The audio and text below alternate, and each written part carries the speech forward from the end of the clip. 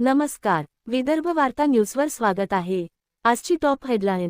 गडचिरोली जिल्ह्यामधील चामोर्शी तालुक्यातील आमगाव प्राथमिक आरोग्य केंद्र मधील धक्कादायक प्रकार। आरोग्यमंत्र्याचा दौरा असताना गडचिरोली जिल्ह्यातील आमगाव प्राथमिक आरोग्य केंद्रात मन हेलावून टाकणारी घटना घडली।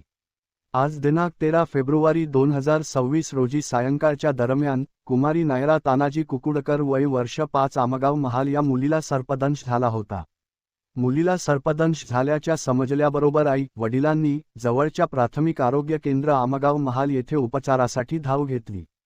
प्राथमिक आरोग्य केंद्र आमगाव महाल येथील कार्यरत डॉक्टरांनी कसलाही प्राथमिक उपचार न करता तालुक्याच्या ठिकाणी उपचारासाठी घेऊन जा असे सांगून मुलीला चामोर्शी येथे हलवले, परंतु वाटेतच त्या 5 वर्षीय मुलीचा मृत्यू झाला।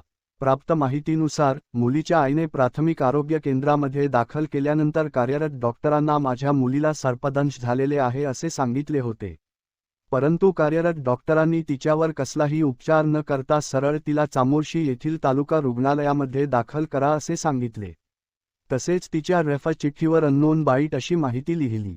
5 वर्षीय कुमारी नायरा तानाजी कुकुडकर मुलीचा मृत्यूनंतर गावामध्ये शोककळा पसरलेली असून गावामध्ये तणावपूर्वक वातावरण तयार झाले आहे।